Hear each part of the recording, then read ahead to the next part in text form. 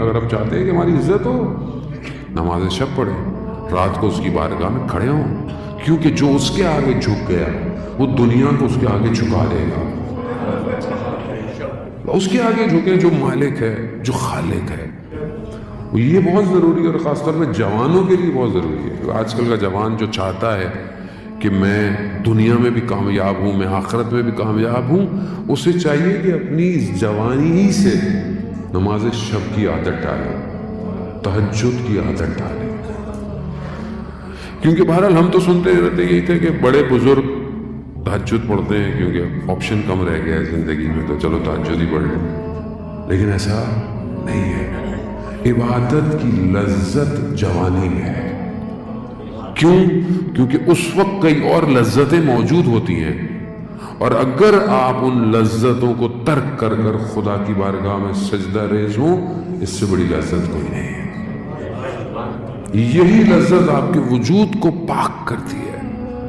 انسان جب عبادت کی طرف بھاگتا ہے، خدا کی طرف بھاگتا ہے، گویا وہ اپنی معاملات کو اس کے حوالے کر رہا ہوتا ہے۔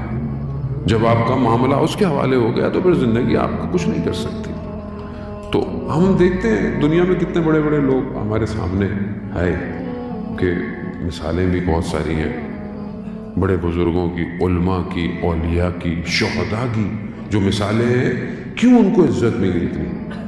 کیوں ان کو اتنی عزت ہے؟ امام خمینی جیسی شخصیت کہ آپ دیکھیں کہ کتنا ان کے مقابلے میں اس زمانے میں آئے۔ گورباچوف کو جب انہوں نے لیٹر لکھا اور بھیجا تو اس نے اپنے خاص آدمی کو، جو اس کا سیکنڈ تھا، اس کے ذریعے لیٹر بھیجوایا امام خمینی کو۔ امام خمینی نے کہتے ہیں 5 منٹ لگائے پڑھنے میں اور ختم کیا، اور کہا کہ میں اس کے لیے عالم غیب سے کچھ دروازہ کھولنا چاہتا تھا، اسے چاہیے میرے خط کو دوبارہ پڑھے، اور پھر اٹھ گئے، بات نہیں کی۔ وہ یہ سمجھا کہ شاید سیاسی طور پر، پولیٹیکل طور پر رشیا ساتھ دے، مگر انہوں نے نہیں کہا۔ امام نے کہا کہ جس کمیونزم کی تم بات کرتے ہو یہ ایک تاریخی بات بن جائے گی، اور یہی ہوا۔ کیوں جھک نہیں پائے لوگ؟ ایسا شخص کسی کے آگے جھک نہیں پائے، کیوں پایا؟ کیونکہ تہجد کی نماز میں ان کا بیٹا بیان کرتا ہے کہ ایک مہمان ہمارے گھر پہ آیا، اور رات کو کیونکہ اکیلا سونا مکروہ ہے مہمان کا، تو بابا نے کہا کہ ساتھ سو، تو وہ رات کو اٹھ گیا، کہتا ہے کہ آپ کے کسی کا انتقال ہو گیا ہے، بہت گریا ہو رہا ہے رات کو۔ تو کہا نہیں، کہا تو اتنا گریا کیسا ہے؟ کہا یہ تو بابا ہیں، ہر روز رات کو نماز شب میں گریا کرتے ہیں۔ اتنا گریا یعنی کیوں؟ جب خدا کی بارگاہ میں گریا ہے تو دن میں خدا نے ساری حکومتوں کو جھکا دیا۔ یہ ہمارے دور کی مثال ہے۔ قاسم سلیمانی، دنیا پوری طاقتیں اس سے گھبرا گئی، ابھی بھی گھبراتی ہیں اس سے۔ اس کی تصویر لگائیں، فیس بک بند ہو جاتا ہے، تصویر سے بھی گھبرا رہے ہیں۔ کیا کرے گا آپ؟ تصویر کیا کرے گی؟ نہیں، گھبراہٹ ہے۔ کیوں؟ کیونکہ تہجد کی نماز خدا کی بارگاہ میں۔ کیوں؟ کیونکہ مالک وہی ہے، مولائی یا مولا انت المولا انا العبد وحجرم العبد الی المولا۔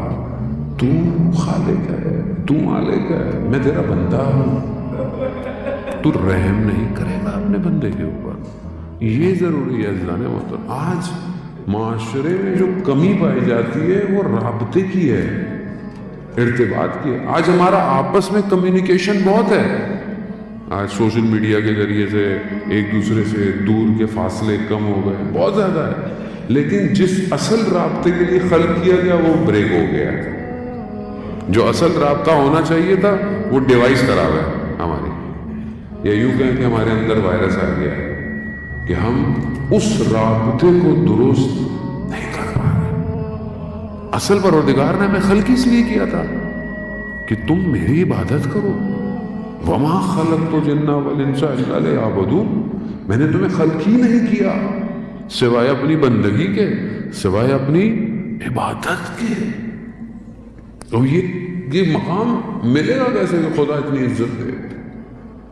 راوی کہتا ہے کہ میں میں قحط تھا اور لوگ بارش کے لیے نمازیں پڑھے دعائیں کر رہے ہیں، لیکن میں نے دیکھا کہ ایک سیاہ پوست یعنی کالا حبشی اپنے رخسار کو خاک پہ رکھے خدا کی بارگاہ میں کہہ رہا ہے کہ پروردگار اگر تو نے بارش نہیں بھیجی تو میں رخساروں کو نہیں اٹھاؤں گا۔ راوی کہتا ہے کہ بات پوری نہیں ہوئی، بارش شروع ہو گئی۔ کہا میں اس کے پیچھے پیچھے کہ یہ کون ہے، یہ غلام کس کا غلام ہے؟ تو دیکھا وہ کوچے بنی ہاشم میں چھٹے امام کے گھوڑوں کو پالنے والا غلام تھا۔ لمحے نبی کے گھر میں کچھ آئے ہیں چین کے، چن کر جو تو نے مارے ہیں قاتل حسین کے۔